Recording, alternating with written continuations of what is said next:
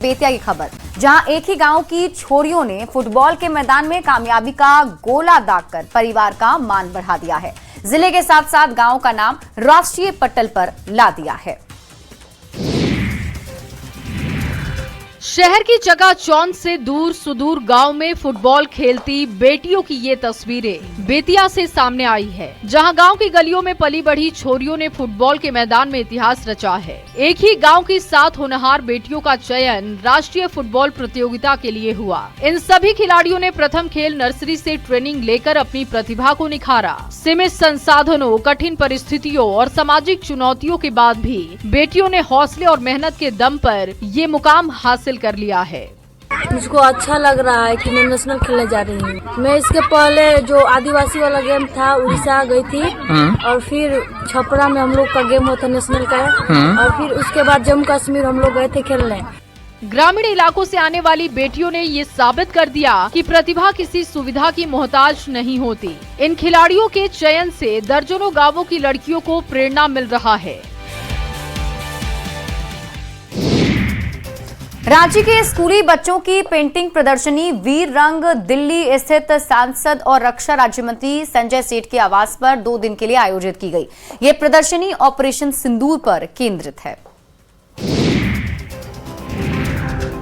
रांची के स्कूली बच्चों की पेंटिंग प्रदर्शनी वीर रंग दिल्ली स्थित सांसद और रक्षा राज्य मंत्री संजय सेठ के आवास पर 2 दिन के लिए आयोजित की गई। ये प्रदर्शनी ऑपरेशन सिंदूर पर केंद्रित है और सांसद कला महोत्सव के तहत आयोजित बॉल पेंटिंग प्रतियोगिता में भाग लेने वाले बच्चों की रचनाओं को पेश करती है। रांची के 50 स्कूलों के 20,000 से अधिक बच्चों ने प्रतियोगिता में हिस्सा लिया। रक्षा मंत्री राजनाथ सिंह ने उद्घाटन किया, जबकि बीजेपी अध्यक्ष जेपी नड्डा भी प्रदर्शनी देखने आएंगे। बड़ी संख्या में स्कूली बच्चों ने इसमें भाग लिया और भारतीय सेना के शौर्य और पराक्रम को अपने रंगों से उकेरने का भी काम किया। इन्हीं पेंटिंग्स की प्रदर्शनी नई दिल्ली में लगाई गई है और लगाई जा रही है। पेंटिंग प्रदर्शनी का उद्देश्य रांची के बच्चों की प्रतिभाओं को राष्ट्रीय स्तर पर पहचान दिलाना है। रांची देश का पहला ऐसा क्षेत्र बना जहां सेनाओं के शौर्य और पराक्रम पर कला महोत्सव मनाया गया। आरा के जगदीशपुर नगर की रहने वाली पलक अब किसी परिचय की मोहताज नहीं। पलक ने इस बार ऐसा निशाना साधा जिससे गांव के साथ साथ बिहार का नाम भी रोशन हो गया है। माथे पर तिलक और गले में माला पहने अपने परिवार के साथ खड़ी ये चैंपियन बिटिया है, जिसका नाम पलक सिंह है। पलक आरा के जगदीशपुर की रहने वाली है। आज पलक की कामयाबी पर पूरा गांव गर्व कर रहा है। पिता का सीना गर्व से चौड़ा हो गया है, क्योंकि बेटी ने परिवार का मान बढ़ाया है। गांव की गलियों से निकलकर राष्ट्रीय पटल पर अपनी अलग पहचान बनाई है। नेशनल शूटिंग चैंपियनशिप जीतकर ये साबित कर दिया है कि बेटियां हर क्षेत्र में अव्वल हैं। पलक नेशनल शूटिंग चैंपियनशिप जीतने के बाद जब गांव पहुंची तो पूरा परिवार खुशी से झूम उठा। बिटिया का जबरदस्त तरीके से स्वागत हुआ। पलक के पिता अभिजीत सिंह भी गोल्ड जीत चुके हैं। ऐसे में वो खुद ही अपनी बेटी को ट्रेनिंग दे रहे हैं।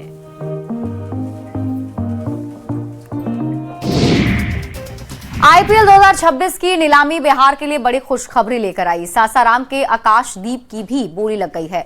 केकेआर ने आकाशदीप को अपने साथ जोड़ लिया है। कैमरे में कैद ये तस्वीरें उस युवा की हैं जो किसी परिचय का मोहताज नहीं। ये युवा सासाराम जिले के गांव की गलियों से निकलकर राष्ट्रीय पटल पर अपनी पहचान बना चुका है। यही वजह है कि अब इसके नाम की चर्चा लोग कर रहे हैं, जिसका नाम आकाशदीप है। इंडियन क्रिकेट टीम के तेज गेंदबाज आकाशदीप का इस बार 2026 में होने वाले आईपीएल में कोलकाता नाइट राइडर्स के लिए चयन हुआ। जिले के शिव सागर प्रखंड के बड्डी गांव के रहने वाले आकाशदीप को केकेआर ने बेस प्राइस पर खरीदा है। आकाशदीप पिछले 2 से 3 दिनों से अपने गांव में ही थे। आकाशदीप का कहना है कि वो लगातार बंगाल खेलते रहे हैं। ऐसे में केकेआर के साथ खेलना काफी अच्छा होगा। आईपीएल 2026 के लिए अबू धाबी में चल रहे मेगा ऑक्शन में केकेआर ने आकाशदीप पर भरोसा दिखाया। अब बारी है केकेआर की उम्मीदों पर खरा उतरने की और क्लीन बोल्ड कर नया कीर्तिमान बनाने की। खबर मधेपुरा से है, जहां खेल के मैदान में बेटियों ने अपना दमखम दिखाया है। फुर्ती और तालमेल के साथ खिलाड़ियों ने शानदार प्रदर्शन करके सबका दिल जीत लिया। पूरी खबर 1 मिनट में देखिए। जोश और जुनून से भरी बेटियों की ये तस्वीरें मधेपुरा जिले से सामने आई है, जहां 91वीं बिहार राज्य जूनियर बालिका कबड्डी प्रतियोगिता का आयोजन किया गया। बीपी मंडल इंडोर स्टेडियम में प्रतियोगिता के पहले मुकाबले में जूनियर बालिका खिलाड़ियों ने अपना दमखम दिखाया। फुर्ती और तालमेल के साथ खिलाड़ियों ने शानदार प्रदर्शन किया। आक्रामक रेड, सटीक पकड़ और चुस्त डिफेंस के जरिए खिलाड़ियों ने खेल भावना के साथ एक दूसरे को कड़ी टक्कर दी। वहीं मधेपुरा, सिवान, पटना, नवादा, बेगूसराय और अन्य जिलों की टीमों ने बेहतरीन खेल का परिचय दिया। पहले दिन के मुकाबले में सीतामढ़ी ने मधेपुरा को 20-18 से, नवादा ने मुंगेर को 34-24 से, बेगूसराय ने सिवान को 15-14 से और पटना ने औरंगाबाद को 37-17 से पराजित किया, जबकि सिवान ने मधेपुरा को 29-28 से हराया। मौके पर मौजूद अतिथियों ने कहा कि ये प्रतियोगिता भविष्य के राष्ट्रीय स्तर की खिलाड़ियों को तैयार करने का मजबूत मंच साबित होगा। अब आपको खबर खगड़िया से दिखाते हैं, जहां कुश्ती प्रतियोगिता का आयोजन किया गया, जिसमें दंगल के दिलेरों ने अपने पावर का परिचय देते हुए शानदार प्रदर्शन किया है और दर्शकों का दिल जीत लिया है।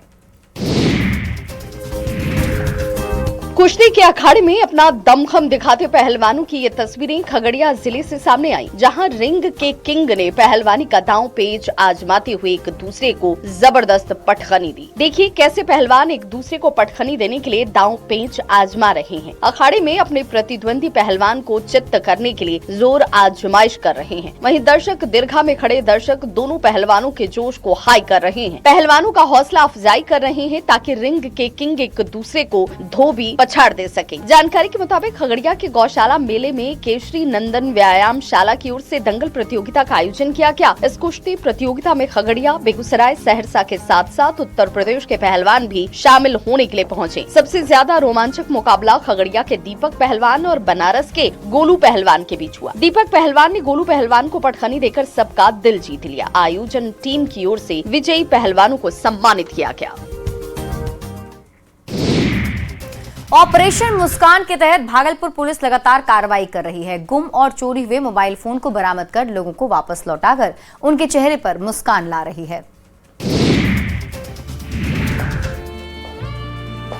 हाथों में मोबाइल और चेहरे पर मुस्कान लिए पुलिस वालों के साथ खड़े ये वो लोग हैं जिनके चेहरों पर पुलिस की वजह से मुस्कान लौटी है।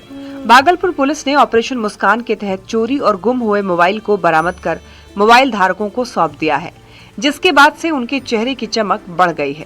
जानकारी के मुताबिक ऑपरेशन मुस्कान के छठे चरण में भागलपुर पुलिस ने 101 मोबाइल धारकों को उनके गुम और चोरी हुए मोबाइल वापस सौंपे। इन मोबाइल फोन की कुल अनुमानित कीमत लगभग 21 लाख रुपए बताई जा रही है। सिटी एसपी शुभांक मिश्रा ने ये बताया कि गुम और चोरी हुए मोबाइल फोन की बरामदगी के लिए लगातार तकनीकी जांच और विशेष टीम के जरिए कार्रवाई की जा रही है। इसी प्रयास का नतीजा है कि सैकड़ों लोगों को उनका मोबाइल वापस मिल सका है। वहीं मोबाइल पाकर धारकों के चेहरे पर खुशी देखने को मिली और इसके लिए लोगों ने भागलपुर पुलिस को धन्यवाद दिया।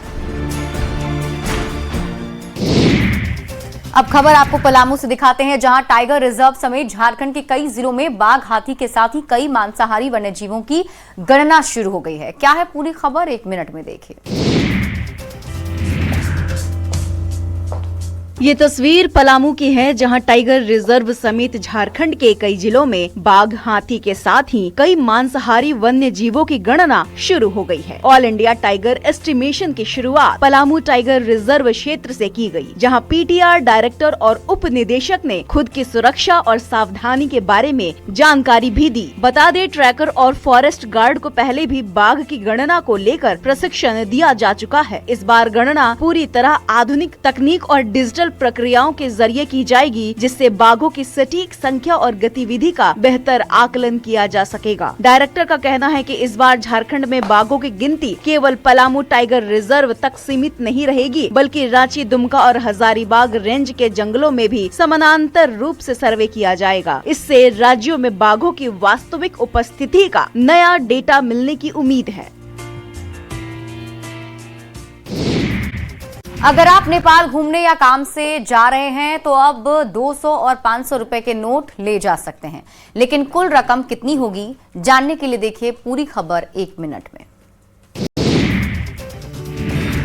भारत से नेपाल जाने वालों के लिए बड़ी खुशखबरी है। नेपाली सरकार ने बड़ी राहत देते हुए अहम फैसला लिया है। नेपाल सरकार ने नेपाली और भारतीय नागरिकों इंडियन करेंसी ले जाने की मंजूरी दे दी है। अब भारतीय सीमा पर यात्रा करते समय 200 रुपए और 500 रुपए के भारतीय नोट ले सकते हैं। नेपाल सरकार ने 10 साल बाद इस पाबंदी को हटाते हुए भारतीय 200 और 500 रुपए के नोटों के इस्तेमाल की मंजूरी दे दी है। इस फैसले का सबसे ज्यादा फायदा पर्यटकों को होने वाला है। नेपाल घूमने के लिए जाने वाले लोगों को अब करेंसी एक्सचेंज के झंझट से आजादी मिल जाएगी। नेपाल सरकार के फैसले के बाद वहां भारत की 200 और 500 रुपए की करेंसी रखना और खर्च करना वैध हो जाएगा। इस फैसले से नेपाल जाने वाले लोगों के लिए आसानी तो होगी ही, साथ ही साथ नेपाल की अर्थव्यवस्था, वहां के कारोबार रोजगार को बढ़ावा मिलेगा। नेपाल के नागरिकों के लिए अवसर पैदा होंगे। जानकारी के मुताबिक भारतीय नागरिक 25,000 तक इंडियन करेंसी नेपाल लेकर जा सकते हैं।